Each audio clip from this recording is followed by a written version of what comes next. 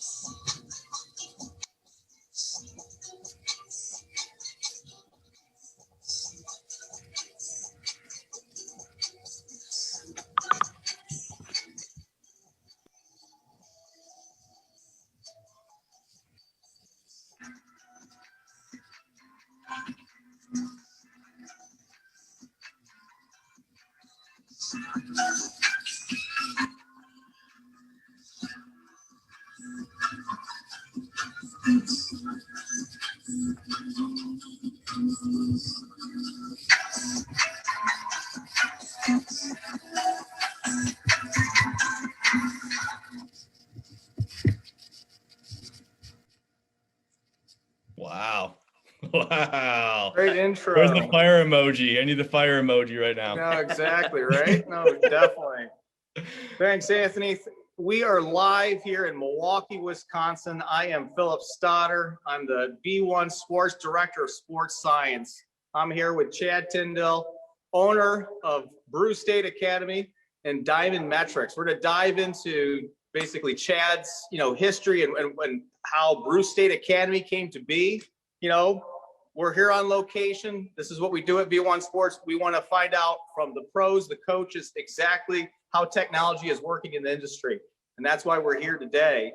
We're going to go into understanding Chad's background, his understanding in technology. We're going to get into, like Anthony said, the different swing phases today. We're going to break down basically what's a swing fault, what's a swing characteristic. We're going to get into a bunch of really good stuff. So for the next hour, lend your eyes, lend your ear, and we're going to break it down with baseball using ground pressure. This is focused on ground mechanics, but you'll see we're going to use vision tools, but we're going to show the simplicity of how to use technology in your coaching. It's great to have technology, but interpretation is everything. So tonight, we're going to really dive into it, and we're really going to show firsthand how a coach can use this type of technology, how it's ready, plug and play, and you can go to work with, whatever hitter, whatever age, whatever level, it works for everybody.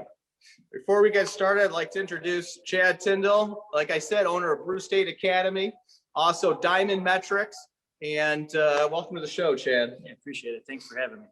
So let's start tonight by what got you into baseball. Like all of us, I played through high school and kind of ended there, and then I've been a crazy baseball guy the rest of my career, and that's why I'm doing this stuff and my sports science background. But what started it? I mean, what made you say this is the path I want to take?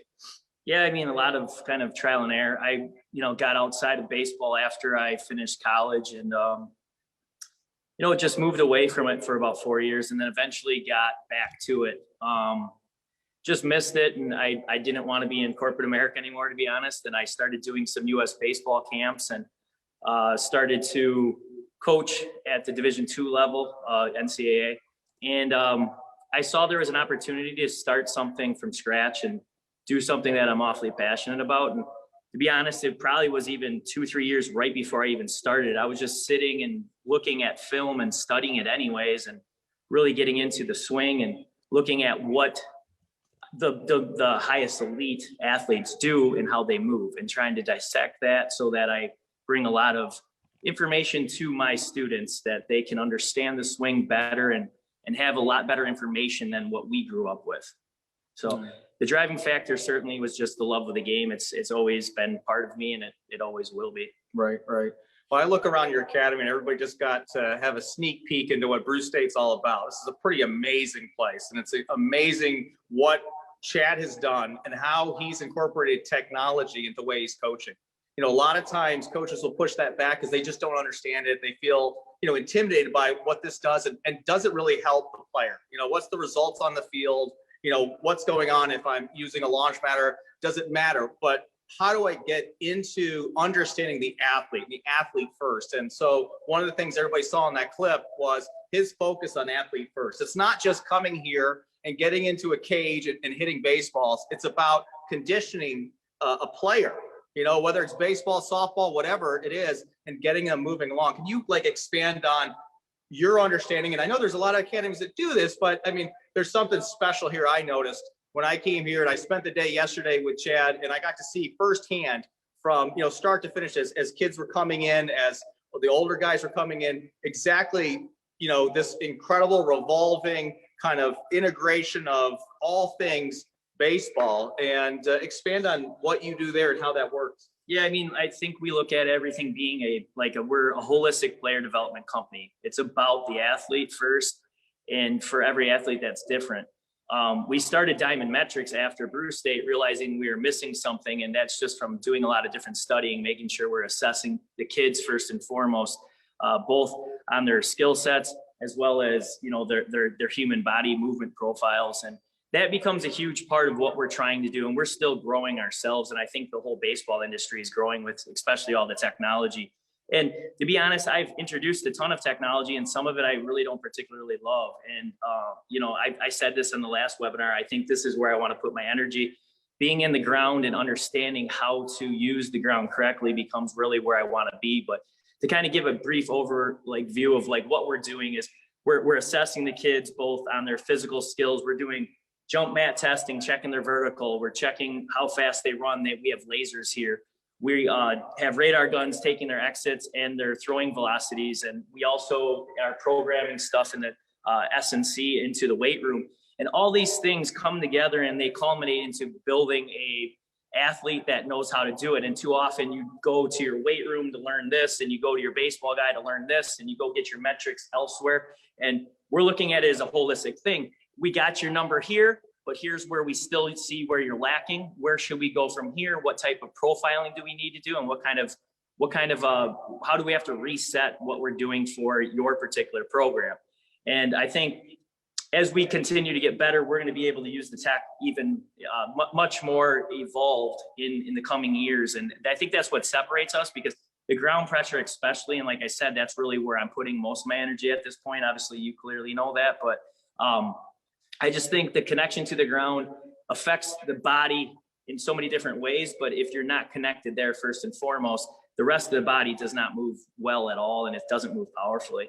Right. No, exactly. I mean, we say, this allows in ground mechanics and using ground pressure, ground force, this allows a coach to see the field. Absolutely. Right. And we were working with a 12-year-old here yesterday, and we were going through basically his mechanics and where issues were coming up in his baseball swing. And whether it's a biomechanical restraint, and when I say that, it means maybe he lacks the ankle mobility to be able to load correctly, right? And to find that out and to see that, it's one thing, right? And then what's the conditioning program for that? But then the second thing we did is we brought him out here, and we were working on the pressure mat, and we were going through biofeedback to teach him how to load correctly and how to get there. Now, granted, he doesn't have the ability because there's some, limitations in his body structure and he's growing. This is what happens in youth sports, okay? Their bones are growing into these tight tendons, this connective tissue. It's something you should expect. And if I beat the kid down with, no, it's not working. But if we find another way to look at this, and that's what ground pressure does, and that's what we saw yesterday, and that biofeedback for him to start to understand what he's doing and what we're expecting him to do as a player, right? Yeah, and I'd love to add on to that. I mean, Easton came in yesterday and we were able to do some stuff. We already did some other testing that's even more involved. And that's really where it goes to. Like, if you're a coach listening right now, a lot of us, and I'm guilty of this too, when I used to have a student, I would change things that I don't even know because I didn't assess, and I don't know his restrictions, and I don't know that. It doesn't make you a bad coach, but if you're not starting there, then you're sitting there hammering on a kid, telling him you can't do this. And then you're like, why can't you do this? And then all of a sudden the kid leaves a lesson and he feels like he's a failure, but we don't even understand he's not capable of it yet. So we went through some exercises that we do out there. That's what I love about our facility. It's not an absolute gem, but it has everything we need and more, and it's very functional. And we take them away from the cage and take them over there to learn some of the S&C or body movement stuff. And then we came in here and did some foot priming stuff to teach him even how to get into his heel a little bit better. And that was a struggle for this kid. Easton struggles to be into his heels when he needs to be. He's into his toes a lot. And as we'll talk more throughout the day, you're gonna understand that's a problem if you're trying to really hit a ball powerfully. And so it's an amazing thing to do that. And even for my evolution as a coach, to just continue to get better. And that's honestly how Phil and I met. I was reaching out and to Golf World and other places, and all of a sudden a friend of a friend introduced us, and now Phil and I have been working together for a really long time now. And these things make us evolve, and hopefully this type of talk helps anybody that's listening evolve too. And certainly if you ever have anything, you can find me and Phil, and we'll gladly talk with you and help you out however we can, because that's what this is all about, sharing and making the community better. So yeah, Chad, real quick, you touched on super important here, but you touched on learning and understanding the information, right? So like, obviously in the coaching community, we need to understand and be educated as to the technology and then the metrics that's providing and how that applies to the student, right? What does the education component look like for your player, right? Because they have to equally have the same amount of knowledge as you, right? I'm assuming, or maybe not. Maybe you give them just a little bit, but what is that educational pathway for the player as well? Because they need to be able to understand what you're saying as well, especially with ground pressure, correct? Sure. I think any coach would agree that you try to give them the least amount of information to do it right, because sometimes the complexities of what we understand becomes just over their head. So, I mean, it depends what we'd be talking about. So let's do it, for example, Anthony, like if a kid does struggle to get into his back hip early, something we briefly talked about last webinar. If he's struggling to get in his hip, we're going to bring out the iPad and put it right in his hand, and we're going to show him. And the cool thing about it is biofeedback, right? And we're able to see, early on, again, we touched on it a little bit, but I call them ghost patterns. They're white. There's almost nothing showing up. And all of a sudden you're starting to teach him how to get into his hip, and the map starts to explode with different colors, and eventually they're reaching reds, and then you're deep into the ground. And so, I mean, I think that's the best tool for especially young athletes, is to just allow them to connect the feel with a piece of technology that can actually show them whether they're actually feeling what's right or wrong yet. And so it just really kind of depends. But yeah, certainly in the right circumstances, we try to educate them as much as we can. So it's a powerful tool that they know for the rest of their career what I need to do. I mean, that's more sophisticated at 15, 16, 17, and even some college players. Because the problem with that is, like, at younger ages, we're going to let them feel it, understand it. Here, we want them to understand it really almost to a professional level, because then if they hit struggles, they know where to go back to. So they have some roots to go back to if they hit struggles, and they know what that looks like. Right. Awesome. Good stuff. Good stuff. Instead of just looking at us, we're going to get live and get a little bit crazy here tonight. And we're going to switch over to another screen that's going to show basically how this all sets up. First thing I want to go through is the setup, and then we're going to go through 7 phases. We're going to talk about swing balls, things like that. We're going to flip over the screens really quick, move these stools out of the way, and do some real baseball.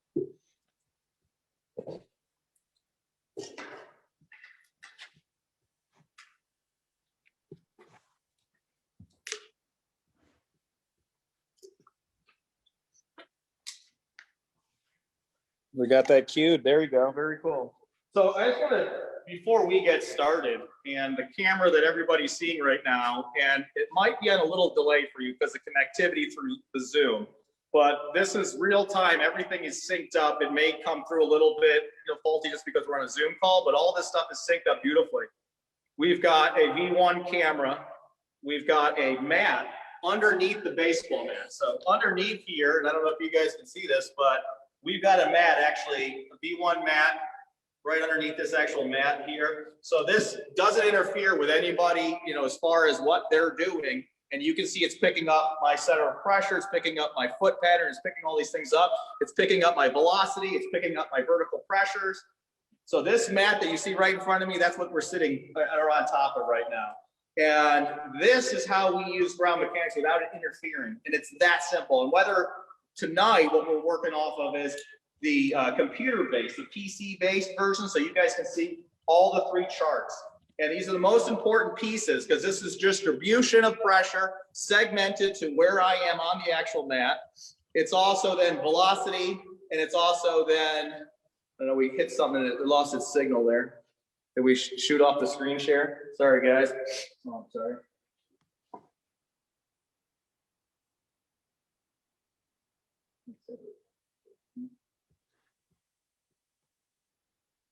I think we're back. Yep, you're good. Yep, there we go. And so let's say whether you're in a cage like this, whether you're at a game and you want to put that down, that tee box, get a net up, it's that simple. What we're seeing tonight is working off a PC, so we're getting a little bit more elaborate. I'll show the vision tools with this. This works off of an iPad. Works beautifully to sit there and start to do different auto correcting with the actual kid right there in a game, whether it's before game, post game, whatever you have or you're working with that student. This is a great way to tie kinematics with kinetics.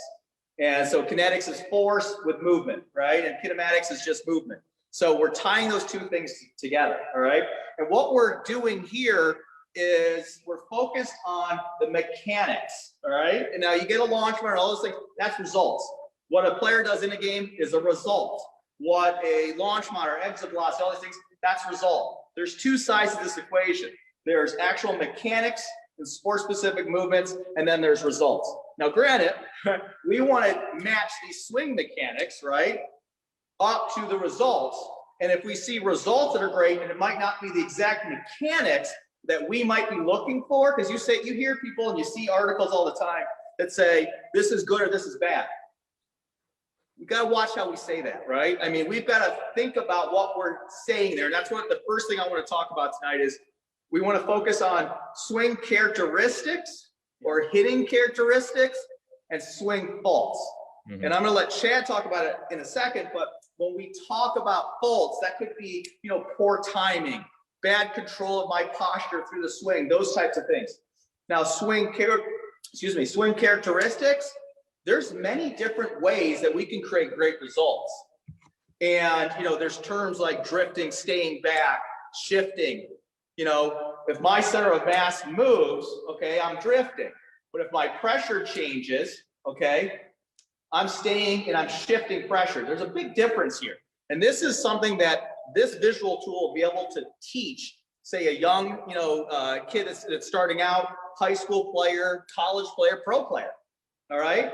Am I getting where I need to be during my swing? And we're going to go through those phases. But Chad, do you want to elaborate on swing and hitting? Yeah, no, exactly. Well, first. Yeah. So like with, I think a lot of times as hitting instructors and when we look at stuff, we're so involved with the analytics of the swing. And I think that's important. And it's a big part of getting a good swing and with young athletes, getting them into the right positions. And this certainly can be great for it. But swing mechanics are going to be done often, especially early on a tee. And you're looking for a perfect situation and you're setting it up. So like early on, it's a great way to use this mat. It's like put it in the 5 zone, right down the middle, and start to look at how the individual moves when they're perfect timing, perfect world situation. But we all understand that's not hitting, that's swinging. Now, excuse me. Now, swing mechanics are important. If you're not getting into right positions and you can't do it here, you're probably not going to be able to do it against a pitcher. And that's really our end result here. That's where we want to go. And so like when we're talking hidden mechanics, we get the ball moving, and now we're going to see that. We're going to see if they're making quality adaptations, if they can actually hit an off-speed pitch and what they're doing, if they're doing that well or poorly. And I think that's going to be the most fun over the next year or two, that we get to start doing even more of that stuff. But it's there, and you can actually see the adaptations. So I think it's important that I think some young coaches get completely caught up in just swing mechanics, and then they don't go and move it toward hitting mechanics, because those two things are very different. One is, you know, it's a 5 o'clock hitter, you know, and the other one's, you know, when the lights are on and it's 7 o'clock, they're the ones, you know, making the money, and they're the ones driving in the runs. So that's something that the mat is a great place. You're going to start here, and you identify their movement profile and how they do what they do, and you're going to be able to see their trace, their center of pressure, all these different things that are going to give you an idea of what type of mover they are. Hopefully you did some other testing out there, but this is a great place to profile. And when you profile them, then you know where you go from there when you get it into hitting mechanics. And then you can start to hopefully teach adaptations that I think a lot of people don't believe you can reverse engineer, and you can do it here. And the mat is here to help that. For sure. No, it's helping tell the story. I always say when we're dealing with technology, we're empowering the person that's using the technology. And if it's not empowering you as a coach, then you shouldn't be using the technology. And the quickest and easiest way to empower is to keep them in simplest form. What we do here at B1 is we graph that 3 ways. All right. What you're seeing on that screen as Chad's moving around here, you're seeing the center of pressure graph. Okay. It's allowing me to understand where that segmented pressure in the foot is, and whether it's in the heel, whether it's in the toe, at every point in his action, whether he's swinging a baseball bat or if he's squatting down to test asymmetries or what's going on there with how he's moving his body and how he's controlling it. Because it's our battle against gravity and the ground, all right? There's 3 things at play. It's us, our mass, all right, versus the ground, which is a very large mass, the earth, and gravity. And how do we control our bodies in that space? It's showing up right there on that center of pressure graph, all right? And those are the forces we're putting into the ground, all right? We talk about it's a reflection of our body's actions, and that reflection is represented there. And the smallest changes that I make, you will be able to see there. You may not see it with your naked eye exactly where that pressure, that shift we talked about before. If Chad shifts, you're not going to see that. Don't even move, just push down on the one side. All right. You'll see his COP change. You'll see his amount of pressure change. You would never be able to capture that with your eye. Maybe some of you. I'm not going to say everybody. Maybe some good coaches, right? Take a look right now. I'm mostly blues, and I'll go heavy to my heel, and I'm not really moving that center of pressure, and it's starting to get green. And now if I was able to get in my back hip, I'm going to use a little bit of momentum change and getting into here, and you'll start seeing maybe some reds fire up. But at the end of the day, one thing I would like to say to coaches watching this is we're talking about some stuff that kind of seems scientific, and it's maybe fearful because it's going to do a handful of things or take your job or whatever. But this is the objective data that's a bit scientific, but helping hitters and teaching hitters is always going to remain an art. And all we're using is objective data to help us make that happen. This is always it's the art of hitting. It's never going to be fully the science because there is so much adaptation, but these two come together at a beautiful place that can really help us make effective change. And that's, as a coach, that's all I ask for. That's all I want. And if I can get tools that can do that like this, I'm going to use them. I know for sure. And having visual tools, especially for that young hitter, and I keep going back to young, but that's when you want to see change. And that's when you want to see growth, right? And that's when this is most effective. And most coaches out there are working between certain age ranges, all right? You get to a certain part in your game and say at pro level, and now we're just looking at adaptation and reaction because you're already at the level creating that result. Now you go into a slump, maybe this is something you pull into that technology and you take a look at what was I doing before and then what am I doing now that's changed, right? But what's really great about this is it also is a great tool because if you work with young athletes, they're visual learners, okay? They're not gonna read anything, right? And if you talk to them and say, okay, your pressure's not getting here and you need to get pressure here, are you gonna lose them? Right over the head, right? But if you've got a technology like this and they can see that, all right, whether it's in biofeedback like we are right now, All right, so we're right here live. And if I had a hitter and then say you're, my athlete and you're looking at that screen there and I'm saying, now get more pressure into a certain area and make sure that you're coming through the swing, right there, it's like a whole nother way for them to learn. Mm-hmm. All right, and you're capturing their attention with a visual stimulation, and you're able to get them to identify what they're doing. They may not feel their feet, right? Right. You can see what's going on there, and we did that yesterday with Easton. We were able to get him to take a look at that and start making those small changes to correct it, and we saw his vertical force jump. Okay, but that doesn't tell the big story. His velocity, deceleration, his peak, coming into from launch into contact. We saw that actually peak better and not sit so flat because he was really drifting through because he wasn't getting into his heel. These are, yeah, that's game changer. that was 5 minutes with this kid, and we could totally start to work on making changes that he could understand. Right. Yeah, it happened right away. And that's the thing is, like, with a young athlete, you're getting the thumbprint of his movement profile on this with the tee out in front. And then, like Phil said, you graduate out to hitting mechanics. These two are together and they belong together. So if you're using this correctly, especially with a young hitter, you start there, you're going to have an absolute idea of what you need to fix pretty quickly. And the nice thing, like Phil said, when they start seeing that and they see that when I'm lit up and out into my toe, and then I just drift off and it's gone to my heel. That's what Easton was doing. And then we started doing some variations of different primers, just moving him. And all of a sudden we got a kid going, bang. You see those reds that are starting to show up in that front side? So there's some red right there because I'm heavy in my toe, and then bang into my heel, and it should spike up. You're seeing that. So it definitely helps them understand their movement profiles better. And exactly like you said, it's marrying where they think their feel is to actually where it actually is. So right. It ends up becoming huge. Right. Let's backtrack for those that have never seen ground pressure before. And when I use the word ground mechanics, all right, that's basically the science of kinetics, okay, and how I'm using the ground to actually make movement in the rest of my body. All right, so if I took my foot and I just kind of like shook it here, all right, and I'm generating that force, there's nothing working back against me. All right, but if my foot's on the ground and I'm creating that same action, you see how the rest of my body moves. And that's what we're talking about here, and that's what we're focused on. And so in that first graph that you see on that screen there, that center of pressure graph that you're basically standing on one foot right now, right? There you go. That is a distribution of your force, okay? It's a magnitude of your body weight, all right? It's an equal and opposite reaction, like Newton's laws, and we can get through that in another time, but what that is reacting to the ground, so my amount of pressure, all right, putting into the ground is reacting. And what you see on that is an anterior, posterior. So my backside, front side. So heels, toes.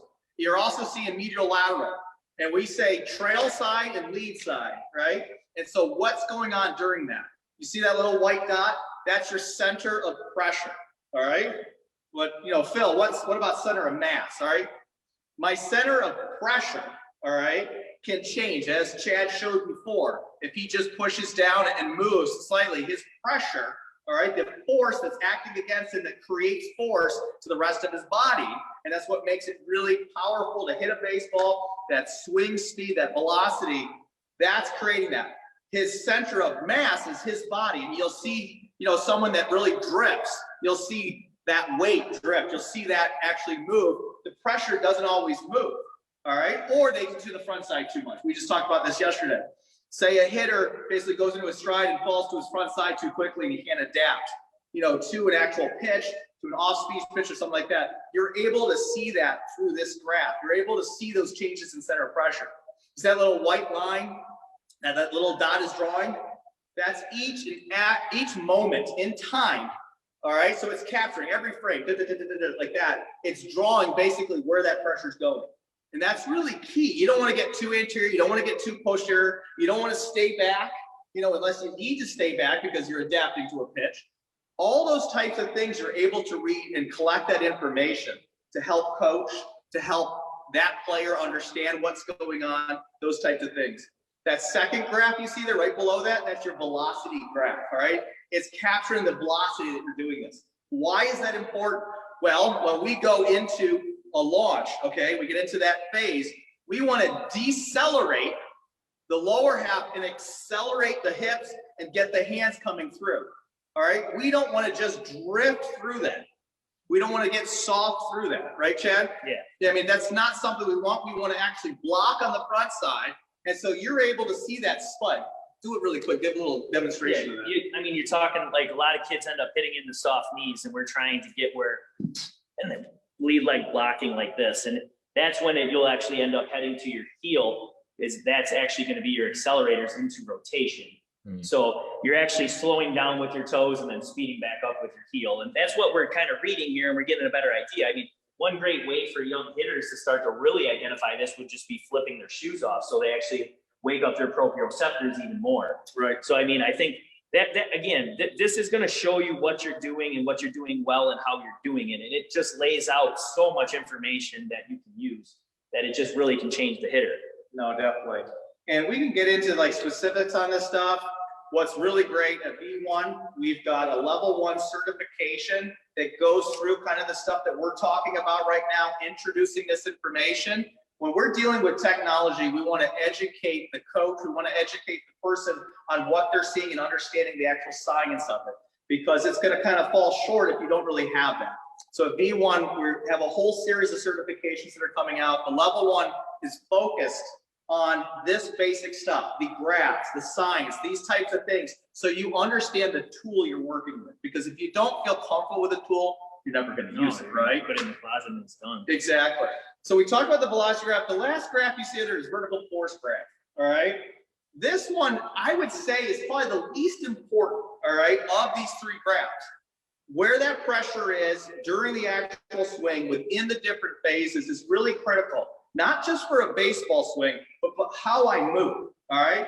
I'm a medical professional, and one of the places that I started with is gait mechanics and how we walk, how we ambulate, how we generate those types of motions. And that is really important for me to understand what's going on, and that's where a lot of this ground pressure and going into swing mechanics and everything else came from, is this interpretation of what's really going on with my body and how I'm controlling it in space. And so the big word there is balance. How am I dynamically stabilizing myself? And that's postural control. The same thing is going on with a hitter. We're transferring pressure from one side of our body to the other side of the body, just like when we're walking.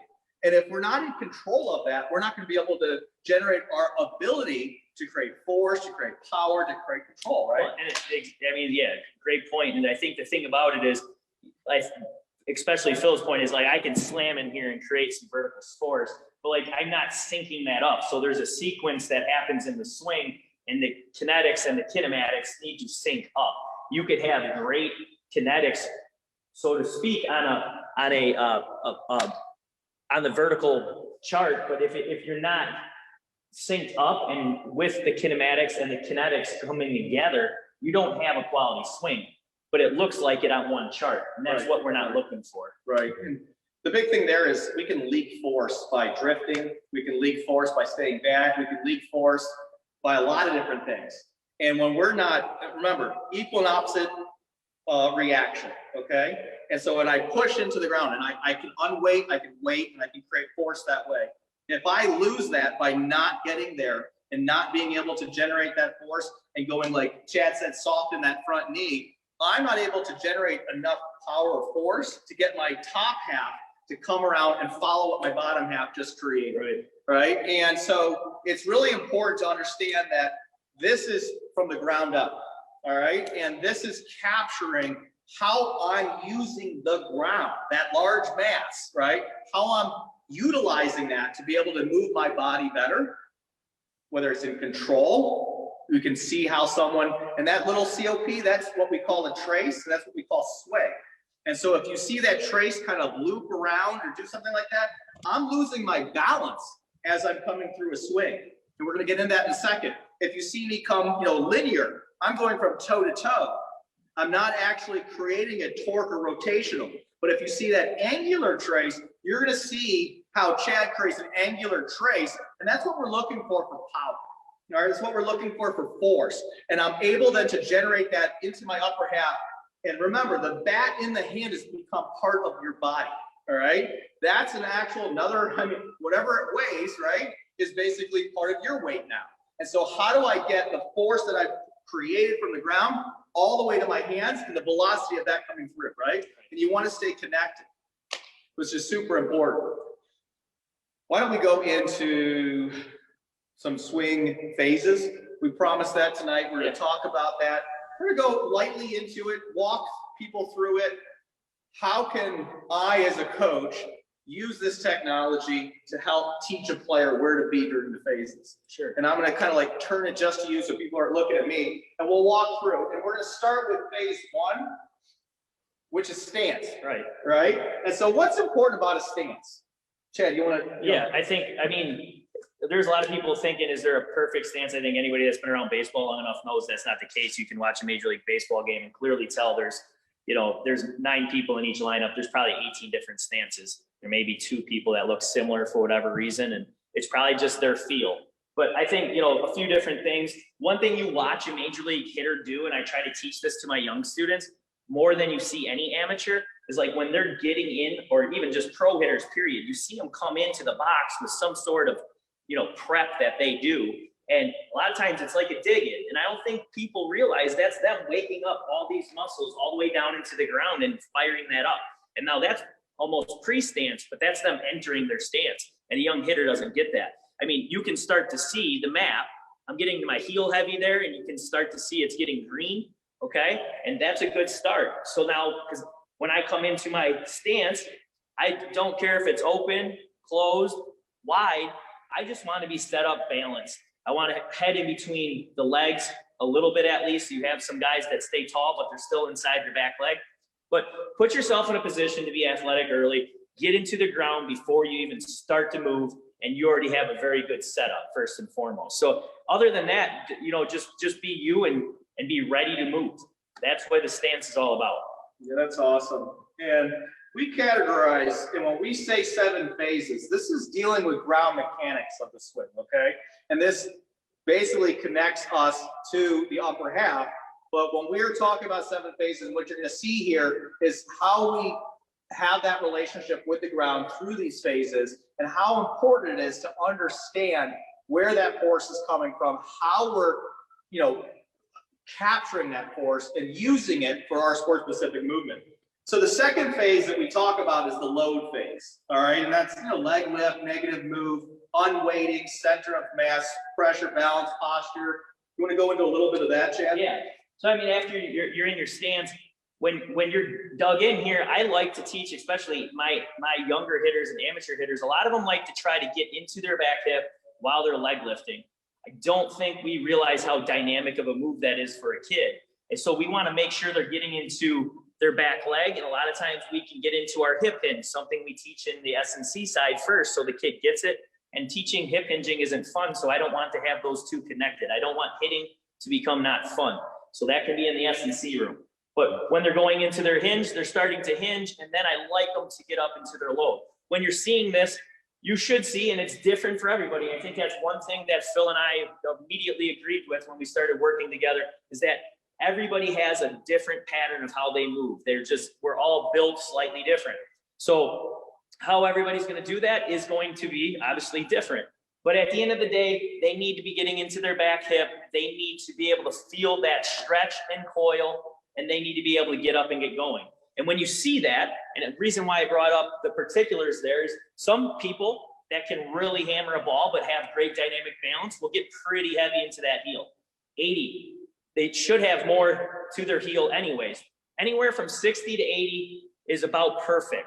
And it depends on the mover. You'll see if they're struggling with finding barrels. Well, you're probably going to want to go get back a little closer to your toes, because we know balance happens better there, but rotation doesn't happen as well. So it depends on the mover, where they're at in their movement profiles, and what they look like that way.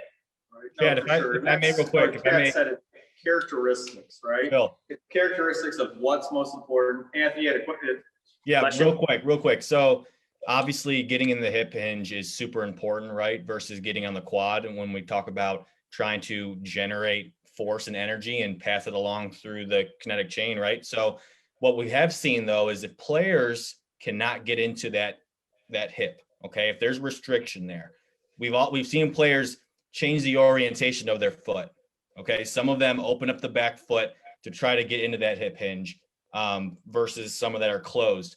Can you talk about, is that beneficial to do that? How does that show up on the ground pressure mat? And then, is there a preferred way to do it? Maybe you have to open up the back foot to get in there, or is there another way to do that while utilizing this technology? Yeah, I mean, again, like that would depend on assessing them out in the S&C room, because somebody might have more internal rotation and they have to load different than somebody that doesn't. And that stuff's very unique.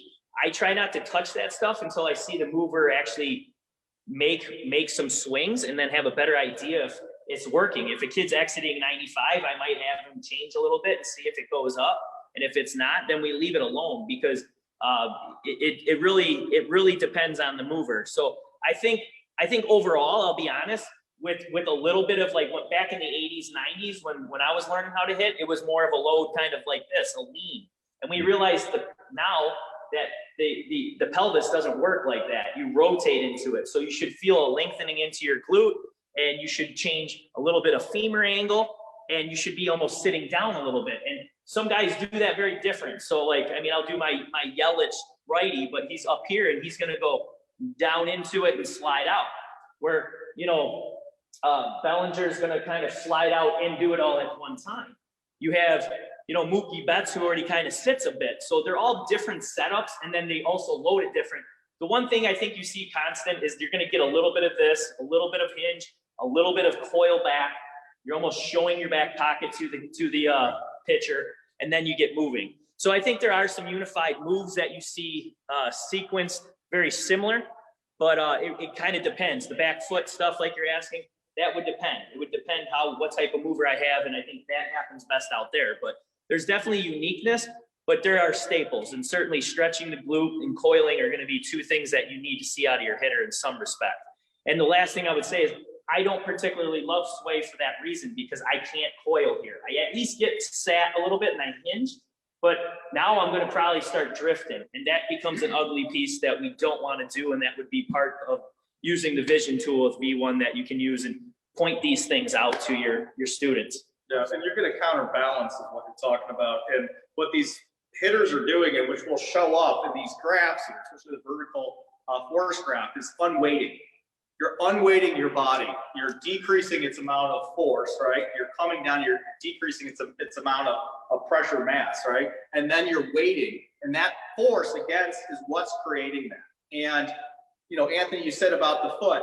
Why do we do these types of things, okay? And medical and clinical perspective is it's because we've got some type of biomechanical restraint. Is it genetic? Is it a learned behavior? With Easton, who we were working with yesterday, he can't dorsal flex his ankle, all right? And that's why he gets to his toes. He can't create that. He can't unweight and keep his body and keep the load where it should be.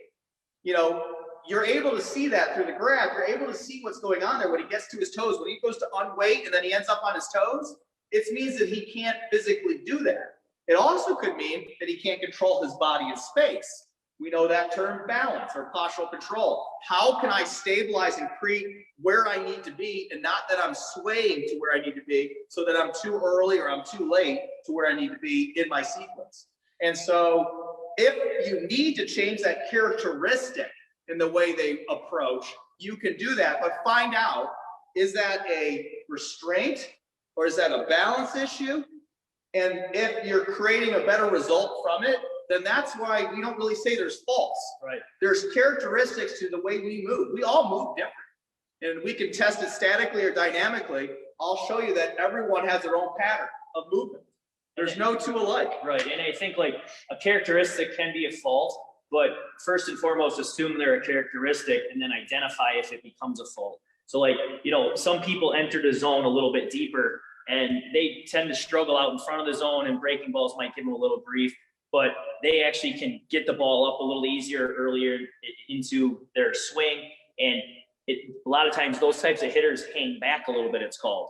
And that might work for somebody. It depends. That's probably not going to work well for a little guy like myself or a Mookie Betts, or those guys need to develop their power differently. And Aaron Judge, he can. If you watch him, he does. Like, he enters the zone really deep and really vertical early, and it works for him because he's an absolute monster freak. You know, he's just he's enormous. So those types of things are important to identify and realize. If they're working, you don't know 100% why they're working. Don't touch those yet then until you can identify if it's a good thing, bad thing, or neutral. Yeah, or if they're having trouble getting to a place that you think they should be, find out where they should be. Right. You know, are they creating force because they're smaller and they've got to create more horizontal? They've got to, create more in an angle going that way than just vertical. Someone, bigger and stronger is going to be able to create greater, and they can stay back, and they can create that force if they need to. So it really depends on exactly them. And so getting back to going in a big circle around Anthony's question, yes, I mean, it depends. And turning the foot out helps stabilize me and not go posterior. All right. We call it the kickstand effect. If you see someone that's older, when they start to walk, they start to toe out more. They start to try to stabilize themselves side to side. And that's what's going on there. So that I can be in control better when I go to use my body or shift my pressure. All right. Is it essential? No, it's better to be actually planted in neutral and stay in control there. But it might not be the characteristic that player has, right, at that time. And it's a workaround, and it depends on where in their career they are. If it's something that we can fix over here to get him right and back to neutral, great.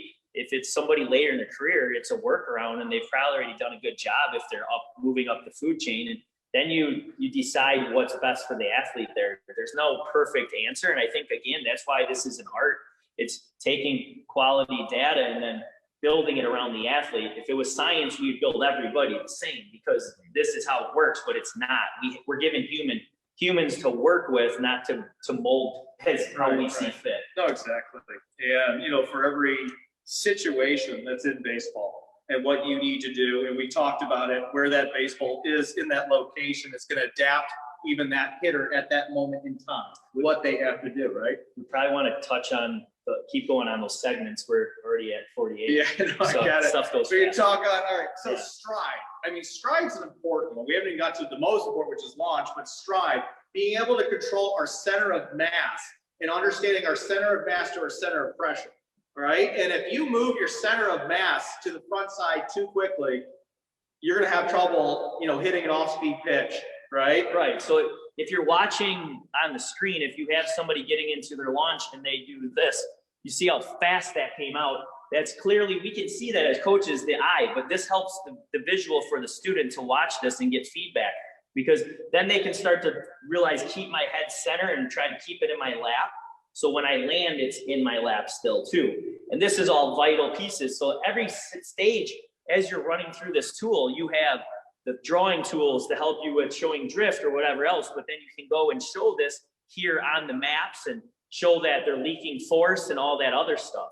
So, and then, when you're going into stride to launch, something that I think all of us need to start doing a better job in baseball is, it's a lot of times we think it's land and then we're turning, and a lot of times that breaks the swing apart and you don't get into a quality turn that's tight. If you're not tight, you're jumping to fastballs. You start jumping to fastballs, you're exposed by curveballs. So at the end of the day, if we're coming in here and we're able to control this and launch, then I get underneath soft, I'm going to be in a really good hitting position, and I can start backing the ball up closer to me, which leaves me in 0-2 hitting. It allows me to start now doing damage on curveballs, and I still can trust myself to get a single that way when need be. So I think all those things are important. I don't know if you want to hit all the rest of them. I think those four are probably our biggest ones, right? Yeah, I mean, getting through stride, I think when you're working with ground mechanics and ground pressure, and the important part of blocking and how we're generating force. So that's what we're getting to phase 4, which is launch, right? Launch is about, front side blocking. It's about heel plant, it's hand position at launch. You have peak vertical force at that point. Where's the COP, the center of pressure at that point? This is the difference between a hitter and a great hitter, right? This is where people get paid the big bucks. And this is the most important part of all this. The 3 that work up to it, launch, and that's where we're creating the force. It's happening before contact. It's not happening at contact. it's too late by that time, right? We're seeing it happen and we're regenerating from the ground so we can get that lower half to create torque so the upper half that can come through and hit with power, Yeah, right? I mean, you've set up the first three well, and then you learn how to launch into your swing instead of land launch. Land launch breaks you. Launching into your swing will allow you to really, as even a small hitter, be able to really let a ball fly. So it's important. It's important in the sequence too of how you time that up. Some people are late, some people are early, some people have soft knees that just won't cut it. All those things are detrimental to a swing. So I would argue that all those things can happen. They happened earlier, but they show up at launch, and now they end up becoming I would say a swing flaw there, right? Yes, no, definitely. No, definitely. That's where the fault comes in. And is this person going soft in the front side? Are they blocking? Are they creating rotation? You know, we don't want to really hit linear. We want to definitely see an angular trace. Why don't we do that? I mean, why don't we get a couple of balls? Chad's going to try not to break my tablet here as he does this. See one will bite you. It'll be all right. So just so people at home can see exactly what we're talking about here. Sure. Yeah, I lost you on the map there. Did you? Step back, yeah. There, you're good. I might need you to put the balls up then for the next one. I can handle that.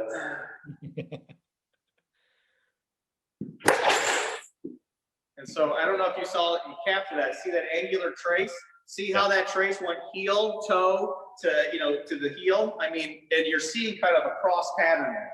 All right. That's generating the force you're looking for, angular momentum to create extreme power through it. Let's go toe hit. Let's show them basically a linear trace into the toes. And you're not getting into the heel. I remember how to do this. You start to get more scrunched. All right. See how the pattern was a direct straight line? That's great if I've got a pitching wedge in my hand and I know what I'm controlling and where I want to put the ball, right? But if I'm swinging a baseball bat and I want to put that ball left field, right field, where the players aren't, I want to put it out of the ballpark, right? That's important. Indulge me though, because I hope a little bit of this comes back. I don't love this. I don't teach this, but I think count work and everything else, I'm hoping this doesn't ever happen again. But somewhere in the middle that we can hit a little 0-2 and work around some of these shifts now at the highest level would be really fun for a baseball guy to see again. So I'm hoping we can, this is an integrated piece that I think we're going to attack over the next year. And I really want to see that happen. It's going to have to, because otherwise these guys can't always hit it over the wall. You know, they, in the right counts, they need to be doing that. And if there's nobody on, they need to be doing that. But if there's a runner on second and this is the winning run and we can go to our toe a little bit because we've trained that way. Right, no, exactly. It's going to be better. So no, exactly. So I'm telling my 12-year-old, okay, you've got a 3-2 count on you. Yep. What do I need to focus on there and what should that look like? Right. And we can create those scenarios, right? You know, I got, no strikes. I mean, 3-0 count or 3-1 count, all right, swing away, right? And you're going to use a lot of force, but like you just said, I may not go into a strike, right? Yeah. If I've got 2 strikes on me, or I may want to stay in my back toe just so I can make contact, especially in a young hitter, right?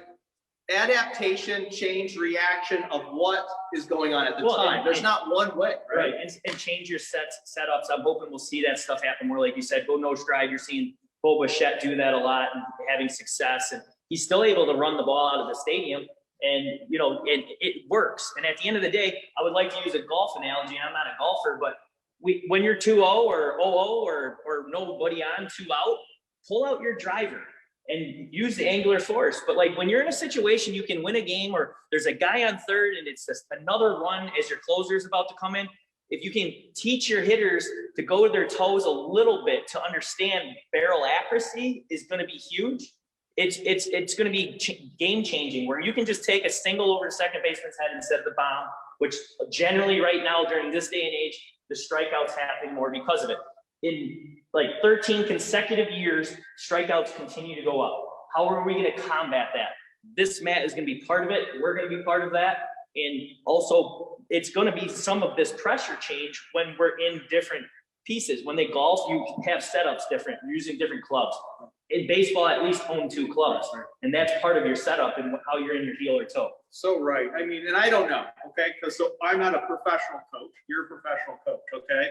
I coach my sons in baseball. I do that kind of thing. I'm a baseball crazy nut. I'm in sports science with it. But are we as coaches teaching a 3-2 count, 3-1 count, whatever that is?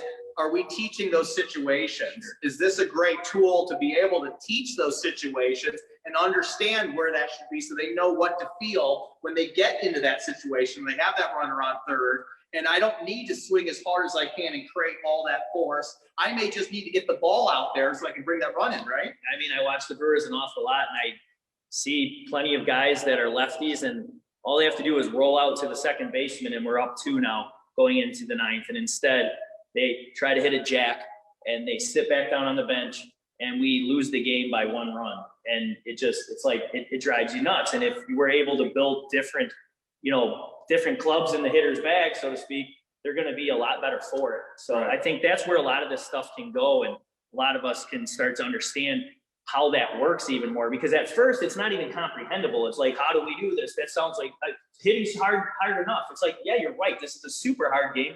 It's part of the attraction, the love with it. It's almost love-hate sometimes. Right. But at the end of the day, if you're teaching these things, I think we're giving hitters too little of credit of how well they can adapt, because we're watching them adapt to nasty curveballs when they're in, maybe favorable counts, and they still knock them out of the park. Right. Well, when we only need a run, how do we do that too? And I think if we start to teach them at least 2 types of ways to get it done, they'll surprise us. No, for sure. I think that's a big, powerful piece of using technology, using the ground, teaching where that should be.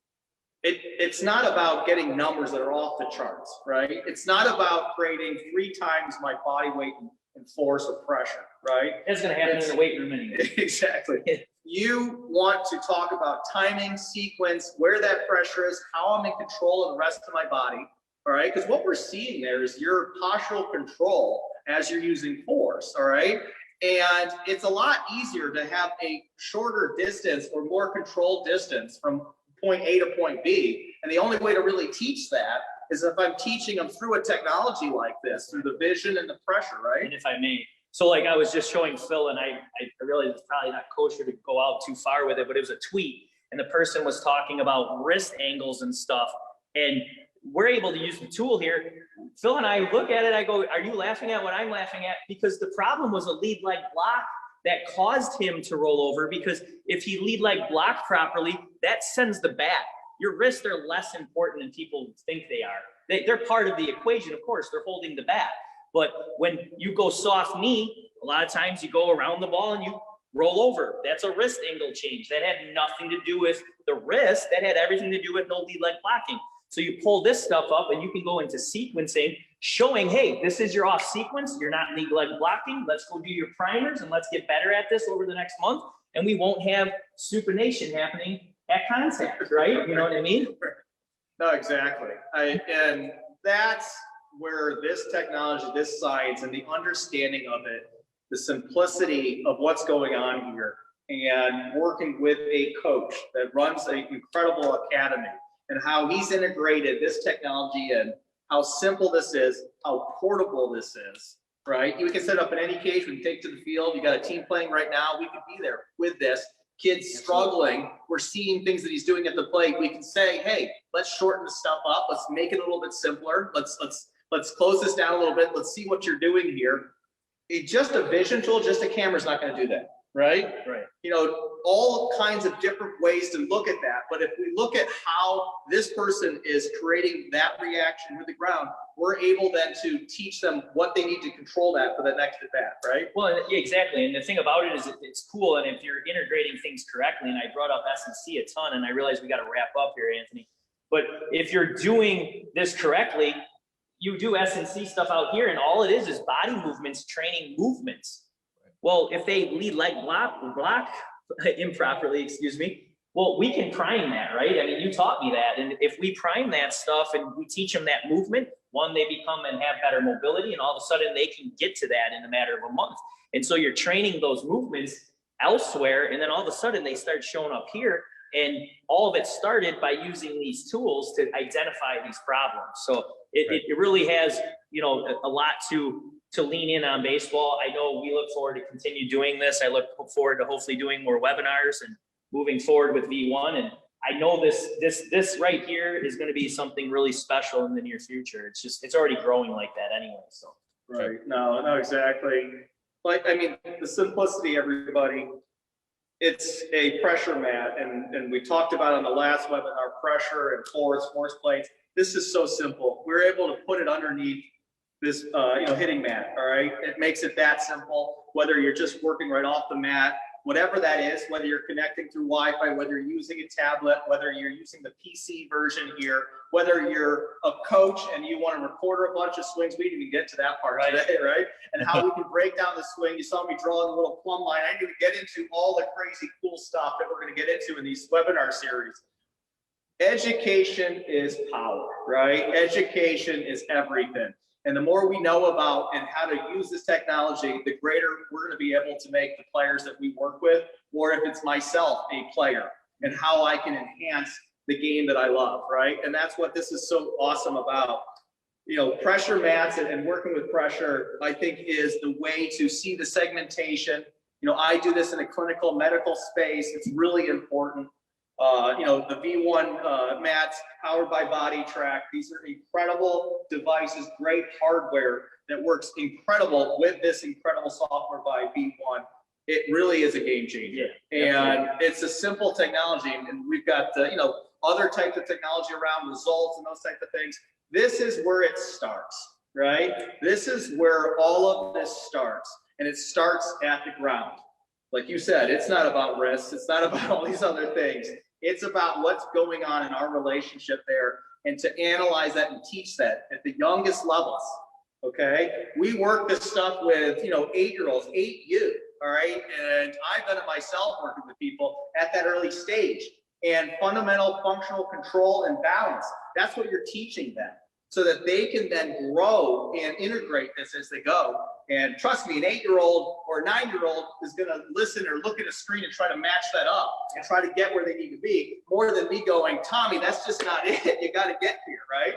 That's what makes this so powerful. And it's perfect for any age, any level.